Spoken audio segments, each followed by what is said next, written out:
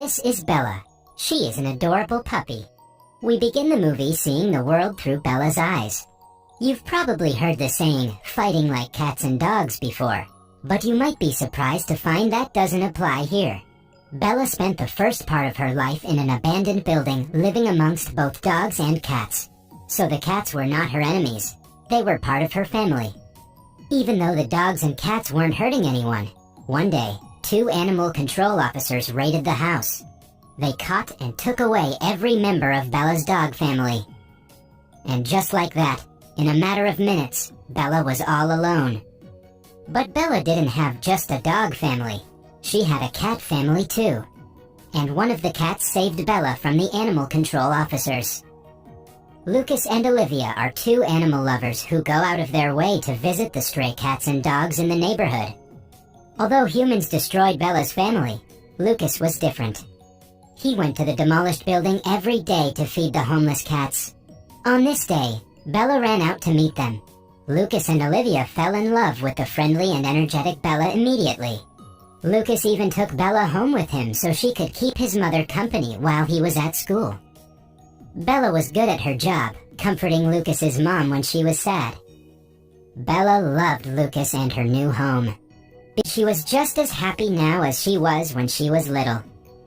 One day, Lucas found a letter taped to the door of their house. The landlord was coming to check the house. As it turned out, dogs weren't allowed in their house. So Lucas and his mom had no choice but to hide Bella at the Veterans Association. Bella thought this was a new game, but not a very fun one. Locked in a storage closet alone, Bella began to bark for Lucas to come back. Everywhere in the building, people could hear barking through the ceiling. One of the employees discovered Bella, but instead of kicking her out, he brought her to the group therapy session as a special guest. During the therapy session, Bella used her special powers to comfort the veterans. All the veterans loved her immediately and used creative ways to help hide her from the doctor. Luckily, everyone there was a dog lover and weren't afraid to break a few rules. Naturally, Bella thought this was a great game. One day while on a walk with Bella, Lucas and Olivia discovered Bella's old home was being torn down. The cats were in danger, but the property owner didn't care about a bunch of cats. Lucas and Olivia immediately stopped the demolition, angering the property owner. Sometimes doing the right thing can bring about awful consequences. That very night, an animal control officer showed up at their door, threatening to take away Bella because she was dangerous. This couldn't be a coincidence. In an effort to save Bella, Lucas taught Bella the game Go Home so she could run home on her own. One day, a cheeky squirrel started taunting Bella from the window, so naturally, Bella gave chase. Lucas eventually found Bella in the street, but animal control wasn't far behind. It was already too late. Lucas had no choice but to let the animal control officer take Bella to the pound. Bella wasn't the only dog at the pound. Sad and scared, she did everything she could to get Lucas back, but nothing worked. The next morning, Lucas came back for her. Although he was there to take her home, the animal control officer gave them a strict warning about what would happen to Bella if she was caught again. This was too cruel. With no other choice, Lucas gave Bella to Olivia's relatives who lived out of the city. As expected, the animal control officer was working for the immoral property owner, but Lucas's mom scared him into letting Bella leave the city. Lucas and Bella shared a heartfelt goodbye. Naturally, Bella didn't understand why she was going so far away or why Lucas wasn't coming with her. Was it because she didn't play the game Go Home when he told her to? Olivia's relatives were good people. They played with Bella and gave her food. Bella tried to like her new home, but it wasn't the same. They weren't her family. Dearly missing Lucas, Bella seized the opportunity to hop over the fence and run back home. But it's such a long way. How could she possibly find her way back on her own? Even with the odds stacked against her, Bella kept going. Bella had never truly been on her own before, so it was only natural that she had difficulty surviving out in the wild. Hungry and tired, Bella tried to hunt in the forest, but her prey got away. Eventually, Bella arrived in a new town. There she found a new pack. She had fun with her new friends, who taught her all the best places to find food. Getting food from kind-hearted humans was a lot easier than chasing rabbits. But as nighttime came, Bella came to a sad realization about her new friends. She could have stayed and joined a new family, but she chose to go back on the road instead. One day, Bella smelled blood and tracked it to a mountain lion that had been killed by hunters. Nearby, Bella found a mountain lion cub that was all alone. Reminded of her own cat family, Bella adopted the cub, feeding her and keeping her warm at night. Together, they journeyed through the wilderness. Pretty soon, the cub grew as big as Bella. Bella loved her cub and would do anything to protect her, even if it meant fighting other animals.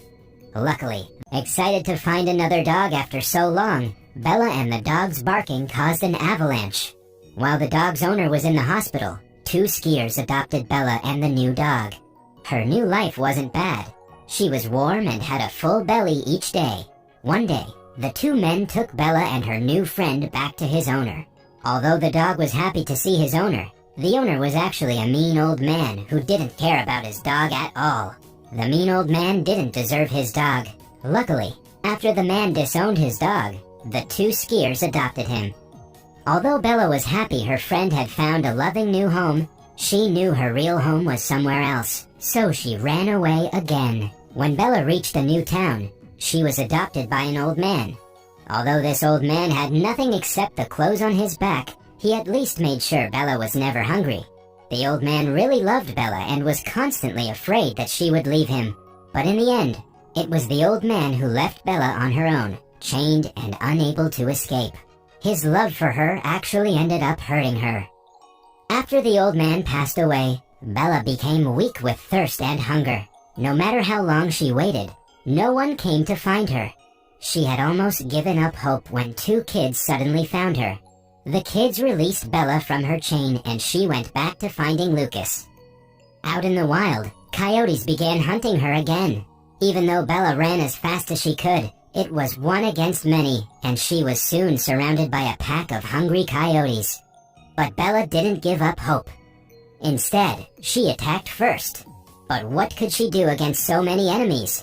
When it looked like all hope was lost, a mountain lion suddenly joined the fight. That's right, this mountain lion was Bella's cub.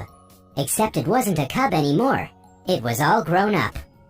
If Bella could find one member of her family again, then there was still hope she could find Lucas too. Bella was so excited to introduce Lucas to her new family, and dreamed of their new life together. Unfortunately, the mountain lion knew that she couldn't go back with Bella, and Bella knew she belonged with Lucas. Although it was a difficult choice, they parted ways one final time. Exiting the forest, Bella came upon a busy road. Because she was only a dog, all she could do was try to run across the road. As expected, Bella caused an accident on the road. Somehow, she survived. But just when we thought she would make it to the other side of the road... Even though Bella was in pain, she was too close to stop now.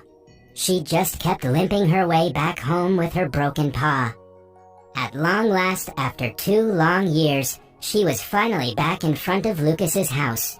But after running inside, it turned out this wasn't the childhood home she remembered, and the people who lived there now weren't her family. Bella didn't understand. Where was Lucas? Where was Mom? Where were the people she loved? The people who lived in the house now didn't know what a great dog Bella was, so they called animal control. As expected, the animal control officer recognized Bella immediately. Bella was smart, so she escaped through the window and went to the other place Lucas could be. This was her last hope. Bella limped to the Veterans Association. At the Veterans Association, some things had changed since Bella had been gone. There were even more dogs there now to help the veterans. But that didn't mean the people had forgotten Bella. In fact, her old friends were all excited to see Bella again and welcomed her home. More importantly, she finally found Lucas. He hadn't forgotten about her either. Their happy reunion was interrupted by a squadron of police cars in front of the Veterans Association. The animal control officer had called for backup to take Bella in. If they took Bella in, Bella would die. Luckily, none of the veterans were willing to give up Bella. They all stood up for her, helping her the way she once helped them. Just when it looked like all hope was lost, Bella was saved on a technicality.